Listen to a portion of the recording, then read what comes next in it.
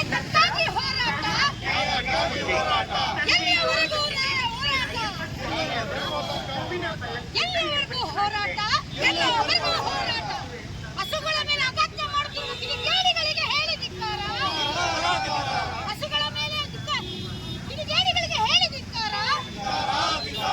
ಗೋಮಾತೆಯ ಮೇಲೆ ದಾರುಣವಾಗಿ ಹತ್ಯೆಗೆ ಇಟ್ಟಿರುವ ಅವರಿಗೆ ಹೇಳಿದಿಕ್ಕಾರ. ಸರ್ಕಾರಕ್ಕೆ ಹೇಳಿದಿಕ್ಕಾರ.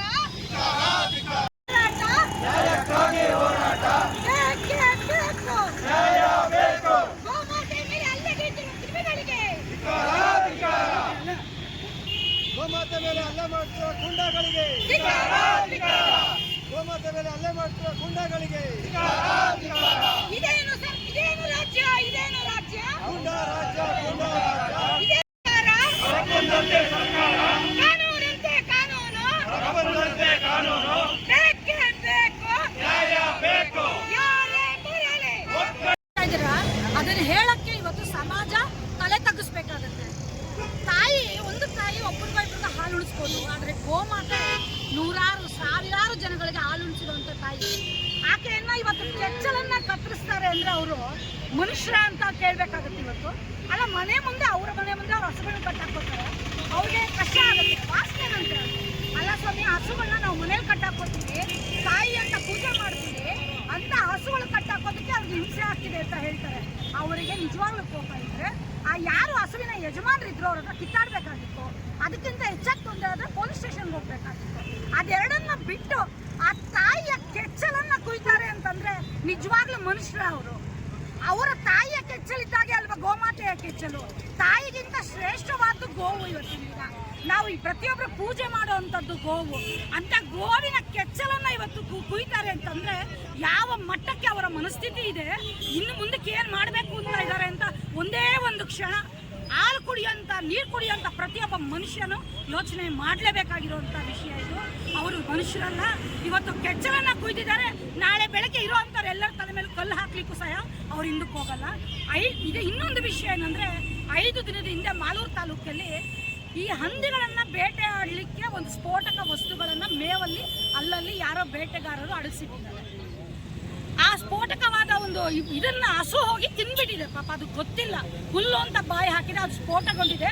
ನೋಡಿ ಇವತ್ತಿನ ದಿನ ಅದರ ಗತಿ ಏನಾಗಿದೆ ಅಂತ. 5 ದಿನ ಆಗಿದೆ ಕೋಲಾರ ಜಿಲ್ಲೆ ಮಾಲೂರು ತಾಲೂಕಿನಲ್ಲಿ. ಅವರಿಗೆ ಸ್ಫೋಟಕದ ವಸ್ತುಗಳು ಎಲ್ಲಿ ಸಿಕ್ತು ಅನ್ನೋದು ನನ್ನ ಪ್ರಶ್ನೆ. ನೀವು ಏನ್ ಮಾಡ್ತಾ ಇದ್ದೀರಾ ಅಂತ ನಾನು ಪ್ರತಿಯೊಬ್ಬರನ್ನು ಕೇಳಕ್ ಇಷ್ಟಪಡ್ತೀನಿ. ಅದಕ್ಕೆ ಸಂಬಂಧಪಟ್ಟ ಅಧಿಕಾರಿಗಳಿಗೆ, ಯಾವನೋ ಒಬ್ಬ ಬೇಟೆಗಾರನಿಗೆ ಸ್ಫೋಟಕ ವಸ್ತುಗಳು ಸಿಗುತ್ತೆ ಅಂದ್ರೆ ಇನ್ನೇನ್ ಬೇಕಾದ್ರೂ ಆಗ್ಬೋದಲ್ವ? ಹೇಗೆ ನೀವು ಅಲ್ಲಿವರೆಗೂ ಅವ್ರನ್ನ ಬಿಟ್ಕೊಂಡಿದ್ದೀರಾ? ಬೇಟೆಗಾರರು ಬೇಟೆ ಆಡಕ್ಕೆ ಇವತ್ತು ಹಸುಗಳನ್ನ, ಕುರಿಗಳನ್ನ ಬಲಿ ತಗೊಳ್ತಾ ಇದ್ದಾರೆ. ಬೇಟೆ ಆಡ್ಲಿಕ್ಕೆ ಪರ್ಮಿಷನ್ ಇದೆಯಾ?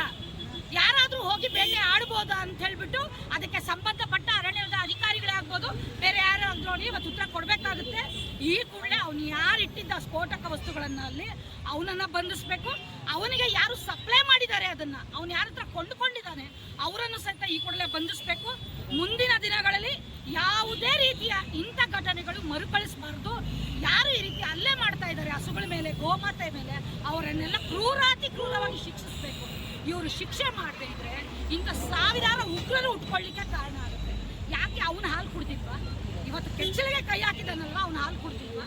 ಆ ಕೆಚ್ಚಲನ್ನ ಕತ್ತರಿಸಿ ನಾಯಿಗಳಿಗೆ ಹಾಕಿದಾರಂತೆ ಮನುಷ್ಯರ ಸ್ವಾಮಿ ಅವರೆಲ್ಲ. ಇಷ್ಟಾದ್ರೂ ನಿನ್ನೆ ನಡೆದಿರುವಂಥದ್ದು ಬೆಳಗಿಂದ ಟಿವಿಗಳಲ್ಲಿ, ಮಾಧ್ಯಮಗಳಲ್ಲಿ ಬರ್ತಾನೆ ಇದೆ. ಒಬ್ಬನೇ ಒಬ್ಬ ರಾಜಕೀಯ ವ್ಯಕ್ತಿ, ಮುಖಂಡ, ಒಬ್ಬರೇ ಒಬ್ರು, ಪಕ್ಷದವರಾಗ್ಲಿ ವಿರೋಧ ಪಕ್ಷದವರಾಗ್ಲಿ ಯಾರಾದ್ರೂ ಮಾತಾಡ್ತಾ ಇದ್ದಾರೆ? ಯಾಕೆ ನಾಲ್ಗೆ ಇಲ್ವಾ ನಿಮ್ಗೆ ಮಾತಾಡಲಿಕ್ಕೆ?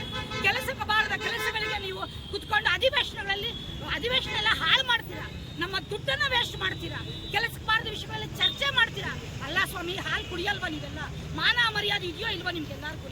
ಮಾತಾಡಿ ಸ್ವಾಮಿ. ಇಂಥ ವಿಷಯದಲ್ಲಿ ನ್ಯಾಯ ಕೊಡಿಸಿ. ಬಾಯಿಲ್ಲದ ಹಸುವಿಗೆ ಇವತ್ತಂತ ಪರಿಸ್ಥಿತಿ ಬಂದಿದೆ. ಬಾಯಿದ್ದು ಪಡ್ಕೊಳ್ತಾ ಇದೀವಿ, ಏನ್ ಪ್ರಯೋಜನ?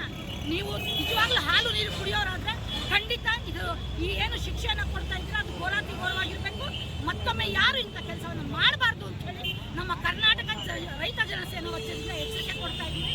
ಇದೇನಾದ್ರೂ ನೀವು ಅಲ್ಲಗೇಳಿದ್ರೆ ಅಯ್ಯೋ ಏನ್ ಬಿಡು ಅಂತ ಅನ್ಕೊಂಡ್ರಿ, ಇನ್ನು ಮುಂದಿನ ದಿನಗಳಲ್ಲಿ ಉಗ್ರವಾದ ಹೋರಾಟಗಳನ್ನ ನೋಡ್ಬೇಕಾಗುತ್ತೆ.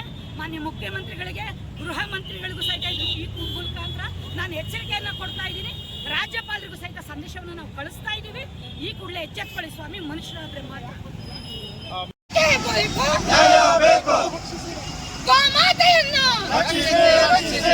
ಹಾಲುಣಿಸುವ ತಾಯಿಯನ್ನು ಗೋಮಾತೆಯನ್ನು